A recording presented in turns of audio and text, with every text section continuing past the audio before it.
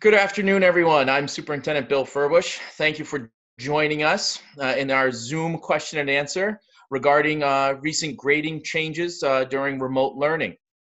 Thank you to the work of our teachers, school board, and administrators. We've come up with a plan that we think really supports our students during this unusual time. So thank you all for all their efforts in proposing this change and the school board recent approval of that change. So thank you for all the work to make that possible for our students in these uncertain times. With me today, I have Krista Day, one of our high school teachers and parent in the community. I have Principal Stacy Mahaki in a Memorial School. I have Principal Dawn Mead from the high school. There are Curriculum Instruction and Assessment Director, Sarah Mirandos, and our Technology Director, Brenda Colometta. So thank you all for joining us and being available to answer any questions that we have. Lastly, I want to thank our audience, parents and students who sent in questions. What we have prepared today is a brief presentation that answers many of those questions. And then at the very end, we'll be asking some other questions that from our panel that they'll be able to answer. This is also being recorded so that we will make it available to anyone who's not able to join us today.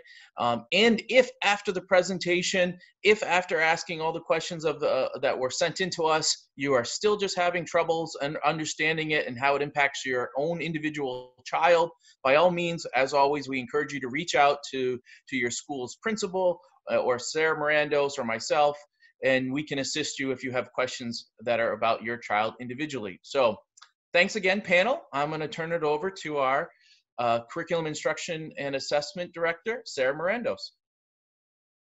Hi, good afternoon. So what we've prepared today for you is a brief presentation that also includes some screenshots of what it's going to look like in the parent portal. And then we will open it up for a little discussion between Ms. Day. I know she's planning to say a few words, and then open it up for the questions that we've received. So I'm going to start by sharing my screen. Okay, I apologize for just 1 second. The host disabled participant screen sharing, so I just need to have that setting adjusted quickly. And then I can share my screen to continue with the presentation.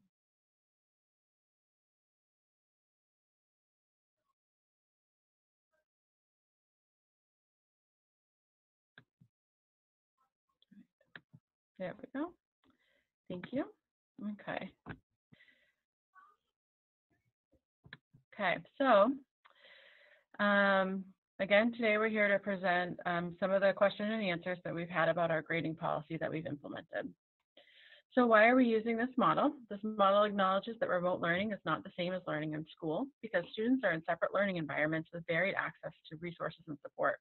This is a time to focus on gathering evidence to provide feedback and inform instruction rather than focus on high-stakes assessments. This enables teachers to have more time to teach and provide feedback to students on essential content. Students are still taught the necessary content to prepare them for subsequent courses. So you'll see here I put a notation on this slide because this is one of the questions that was not included on the original FAQ, but the grading change is effective on April 10th for the start of Q4. So today we'll be reopening the parent portal and you'll be able to go in and look at your grades or your child's grades. And that's the benchmark for Q4, and that'll become a little more apparent in one of my future slides. So what does this look like at the high school? And so what I tried to do is give a simple example here of what the calculation itself looks like. So again, for quarters 1, 2, and 3, it counts as 75% of the grade and will be in the Y1 column, which I'll show you in a minute. And then for Q4, that will be 25% of the grade, and students will receive either an MC or an NCY, which means met competency or not competent yet.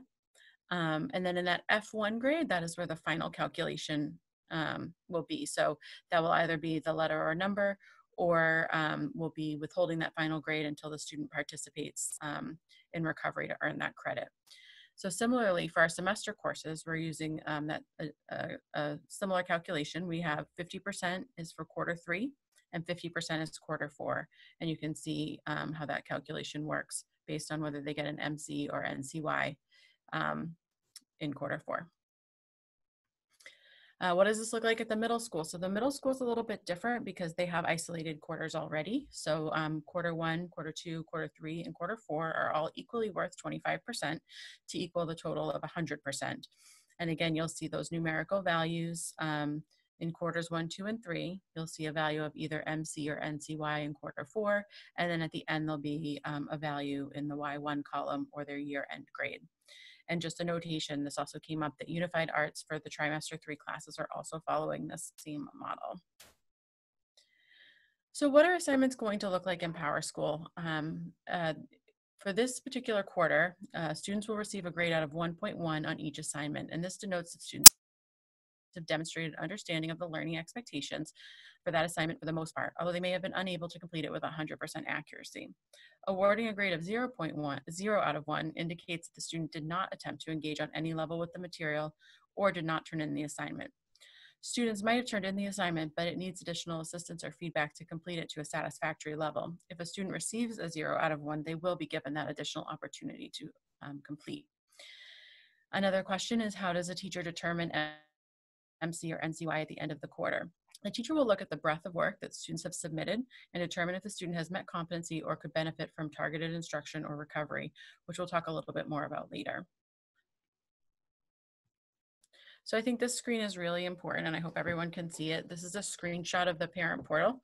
And so if you look in the at the image that's in the upper right-hand corner, you'll see that there are values in that Y1 column, and those values are for year-long classes at the high school. So you'll see those are your traditional scores. You'll notice that quarter 4 is empty, and that is because that value of MC or NCY is not given until the end of the quarter. And then right now, currently, because we haven't done that calculation, you'll see the same grade in F1, which will be the final grade column once things are updated, as you do in Y1. Alternatively, if you look at the bottom of that picture, you'll see in S2, the students also enrolled in a semester class. So they received an A for the first half of semester 2, which is quarter 3. There's no grade yet in quarter 4. And then once the calculations are done, that F1 column will be filled in. And now if you look at the bottom, the next question would be, well, how do I see what their progress is in Q4? So what you would do is you would click on the little I indicator that's for information, and that's under the Q4 column. And that will open up all of the assignments for that particular class. And then you can see within that if the student has scored 1 out of 1 or 0 out of 1. It's important to note too that all the feedback that teachers are giving to students that's in the parent portal will appear in these comment boxes so that you can open that up to get more information. So again, I think that it's really important is we're about to reopen the parent portal is that you can go in and take a look at what grades were calculated for Y1 and then do the math to kind of determine the two options between what the scores would be for an MC or NCY for F1. Sorry, I apologize. I just wanted to go back and again talk about MC and NCY. I didn't include it in this presentation, but I will add it before we share this out, that the value of an MC for both the middle school and high school is 100. That will be calculated on the back end. The value for an NCY at the high school is a 64, and at the middle school is a 59. So those are the two values that can occur in quarter 4 for that calculation. I apologize for not including that earlier in the presentation. So the next question, and we've gotten this from quite a few different junior parents that have called in. So what is the impact on college admissions? How does this impact GPA? So it's important to note that a numerical average is generated at the end of the course and the traditional grade calculation will still run. There are no changes on how GPA is calculated. What about my dual enrollment courses? This is similar to the question on the other side about college credit courses. We've been in contact with the colleges and they're supportive of the district using this model. A numerical grade will be generated at the end of the course and submitted to the colleges. A question that's come up around college credit courses / dual enrollment courses are around finals. So while we are not giving traditional finals this year, there are some colleges that require kind of a summative project, and the teacher will be working on that with the individual classes. But overall, we're not having traditional finals like we've had in the past. What will this look like on my transcript? So a letter grade will appear on the transcript in that final grade F1 column. There are no changes to how the transcript will look. The transcript will also show the GPA and the class rank.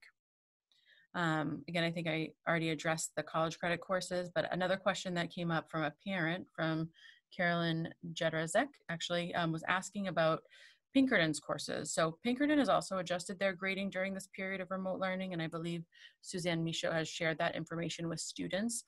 So you would have to refer to the document from Pinkerton, but they've also adjusted their grading method. It's just not identical to the one that we are using here in Pelham. So great question, Carolyn. Thank you for sharing. Next on the list, recovery / target instruction. So what happens to a student if they get an NCY for Q4? So at the high school, students will be expected to participate in recovery if they have NCY for the last term. They will have the period of June 8th to June 19th initially to recover their grade, and then high school students will have an additional opportunity in the summer to earn credit if they need more time to meet competency. At the middle school, currently, we're targeting that time of June 8th to June 19th for that recovery without that additional summer option. We've been instructed that students will be notified around the date of May 29th if they should participate in recovery. Another question that's come up, and I think I'm going to have a follow-up from Dawn Mead about this after, because this has been a common question in her building. But can students recover grades from the end of Q3 at the high school? So as we recognize that we went into remote learning very quickly, there were some summatives that were given right as we were, or prior to us entering remote learning. And we want to encourage students to recover those because they are calculated as part of the Y1 grade. And we're recommending that if you are in need of recovery for one of those summatives, that you contact your teacher if you have additional questions about this. And now for some additional questions, I'm going to stop sharing my screen and ask a few questions, ask our panel if they would like to answer them. I would like just to make a comment before we get into that as our panel comes online. I got some feedback that the Zoom share is a little unclear, so we just want to make sure that we will make this available to everyone, and also then during the recording we'll make sure that Jim and Matt will work their magic, and we'll make sure that it's legible and easy to navigate for everyone to follow along with the handout. So we'll send that link out to everyone and make it part of the recording. So thank you for that feedback, and we'll make sure to clarify that. So yes, Sarah, I'll turn it back to you, and let's follow up with some of the questions that our panel can answer. Okay, and I apologize if my screen share did not come out technologically well. We will definitely do our best to record that. So the first question I have, I think these would be directed towards Krista, if you're okay, are from Kathleen Hubert. It is likely that some students will not do all of their work and therefore not have all ones. How many zeros out of the total can they receive and still be considered an MC? And to what level is their teacher discretion? So Krista, I thought maybe you could share your thoughts on that. Yeah, that's a good question. First, thanks for asking that. I have many students that will be asking me that as well, I know. I wish I could give you a numerical answer. I wish I could say 5 ones and 3 zeros, they will have met the learning expectations. But unfortunately, I can't do that. It depends on each department and what the learning expectations are. Even with me in the English classes at high school, between essay writing and sophomore English, it would be a different answer for the student. My suggestion is that students, and I tell my own children this myself as well, is do your best, do your work. If you're struggling, don't give up, keep trying. This grading policy is not going to hurt you at all, and it allows you to make mistakes and yet still meet the learning expectations. So I'm sorry that I can't give you an exact answer. If you are struggling and you do have some ones but you have some zeros, I encourage you to email your teacher and really ask them, let them know what your goal is, what do you want out of this class, what can you demonstrate with your learning, and ask them what you need to do because you really want to pass, and let them answer the question specifically. Thank you, Krista. And can I also ask one follow-up question from Kathleen Hubert, which is that will formatives and summatives both be out of O1, and is that how it will appear in the portal? Yes. So formatives and summatives have equal weight in Q4. All teachers now are focusing on what the students can demonstrate with each assignment has a specific expectation. So we want to know what students can demonstrate in their learning. And so for formatives and summatives, they're going to be equal weight. Some teachers may write in PowerSchool C3 summative, but that one is going to weigh the same as a formative rough draft essay. So. Thank you for clarifying, Krista. I appreciate it. Before I move on, is there anything that you'd like to share with the community around this transition to the new grading policy, particularly in talking to students? Yes. You're going to hear a lot of different things from different people. I myself, I have 3 children in Pelham schools currently, a senior, a sophomore, and an 8th grader. They were very worried about their grades. I encourage them to work very hard, and they want the reward. They focus on grades. I like to focus on what they're learning. They like to focus on their grades. So if you have questions, ask your teachers, ask admin, ask Dr. Mirandos. This grading policy will not hurt anyone. It does not give any student an advantage over another. It is putting the focus on learning expectations, gathering evidence, giving feedback. We just want students involved in the learning the best that they can in this remote learning atmosphere.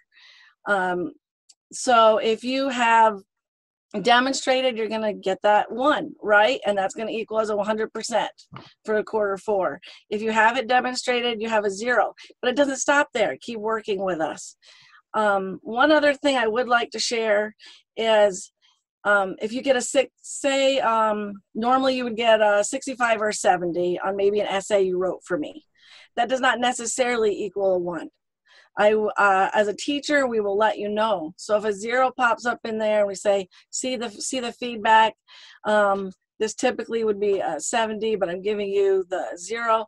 There's some expectations I'd like you to maybe still try and learn and demonstrate to me. So be careful as students and ask questions. We want you to succeed.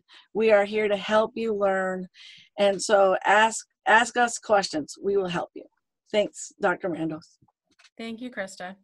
So for the next question, the next question is from Justine Carmen. I think we answered it, which was around the date for calculation for Q4, which is 4/10. And I think one of the things that came up in the questions from Justine was around the recovery piece. So I was hoping that maybe Ms. Mead could speak a little bit about that transition for those summatives right before we went into remote learning and kind of the process for engaging with teachers in that recovery process.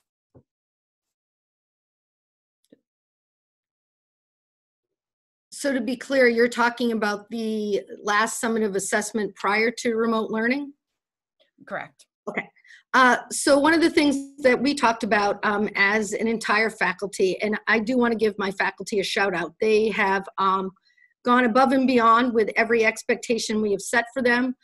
They have rolled with the punches, sometimes even dragging me along with them, so I want to thank them for that. There was several different concerns that have been addressed individually at this point, but overall, the expectation is that we are going to look at that last summative assessment because we did have a recovery plan in place, and a lot of our teachers were holding off in hopes that we would return to the classroom. And we have found that we won't be returning to the classroom. So that last summative prior to going into the remote learning is available for recovery. And I ask that students reach out to their teachers and engage them in the conversation. We haven't changed the conversation about recovery at the high school. It's still a student designing that recovery plan with their teacher individually because we're going to target the skills that you did not master or demonstrate mastery of. So that is still a viable recovery option, and it really is on an individual basis that our students reach out to their teachers and design what that will look like, because even recovery has had to change as we've moved to remote learning. Thank you, Ms. Mead. I appreciate that. Before we move on to what I think is our last question from a parent, I'd like to ask Ms. Mahaki if she'd like to share anything that might be a little bit different about the middle school. I know we've talked a lot about some of the high school components of this. So Ms. Mahaki, is there anything else you wanted to share about kind of the process and implementation at the middle school? Hi, everybody. Not necessarily. I mean, it is a little bit different because when we speak about recovery, that's a norm for the high school. It's not necessarily the norm for the middle school. But given our remote learning status, we obviously wanted to make sure that we were working with the kiddos that might be having a little trouble or need a little extra help, and giving them that time. So this wouldn't be the norm if we were physically together. So for those of you out there listening, we want to be able to help and support you. So we're giving this opportunity for you to show us that you're still with us and learning, and we can help out as much as we possibly can. So 2 weeks is a long time, and we want to be able to meet the needs of those kids that need it more than others as much as possible. Great, thank you, Stacy. So the last question I have, and I think I would direct it, I guess, towards Mr. Furbush, is from Candice Rapici, and she's asking why parents were not provided an opportunity for input prior to the decision. So I wonder if maybe you can talk a little bit about the opportunity that parents or the public have to call in before a school board meeting, or if you have any other comments about that question. Yeah, so clearly we always want parent input as much as possible when we make any type of decisions, and clearly we've had parent voice on different things. When it comes to grading changes, we did have a lot of conversations with our teachers at first, and that was really important to us to understand what this is looking like and how can we move forward in the best interest of our students. And so that is one group that gave their thoughts on that. Then we had a very public discussion with the school board, who was very healthy conversation around what their thoughts are around what that plan was. And so we went back to the drawing board at that time. And we did encourage participation in the school board meetings as we normally do. We also always encourage feedback from parents, even just this forum itself. We tried to encourage as much question and answer period as possible. Ultimately, grading comes down to the teachers, the students are the two groups that are the most impacted by this. Parents are very important in their children's learning, and we definitely encourage parent participation in that. But really, the feedback loop is really between the teacher and the student, and that is what's most important. Not the actual grade or what the grade is, but does the feedback come back to the child for that learning to occur? And that is definitely still occurring here. As Krista pointed out, as any other teacher would point out, those assignments are happening. Those students who are putting in the efforts are going to get that feedback, and they're going to be able to make those improvements or choose not to make those improvements. That is really what's up to them. The other thing is that I think it's been explained, but I'd like to explain a little bit further, is we care so much about our students that we're giving opportunities if they didn't get it on that first try. We're building in, at the end of this school year, opportunities for our students to recover. So if they don't meet that competency, they're going to be requested to come participate to help in other ways to meet that competency. And we're going to work with them in those smaller groups with different expectations, and we're trying to address it in a different way and a different way to learn. So we encourage parents. We always encourage parents just like this. But in this time of change, the timeline was very quick. Things were changing weekly, as already Ms. Mead pointed out. We had come up with, maybe we'll be back in school. And so we're planning on that at first. And then that got delayed. And then that got delayed. And then till finally, eventually, I think it was the third reiteration by the commissioner that just finally said schools and the governor that schools will remain closed. So we were making decisions as best we can with the information we had, but that information kept changing every step of the way. I hope that answers your questions, that we do encourage parents' participation. We always ask you to reach out to your school principal and your teachers and ask those questions of that process. Thank you, Bill. So I think that covers all of the questions that we had submitted prior to today. Again, I know that there was some technical issues with the presentation, so we'll also share the link for the presentation to everyone. And if you have additional questions, please feel free to reach out. I want to thank everybody that's been a part of this panel today. I don't know if anybody else has any closing remarks, but we're here to support your students, and please reach out if you have questions. I'm not seeing anything. So again, thank you to everyone who made this possible in the different conversations and the work and the feedback, and then going back and doing that work. So I just want to say thank you to everyone who participated in that process. And I really do think it's the best decision to support our students in their learning. So thank you, everyone. Have a great day.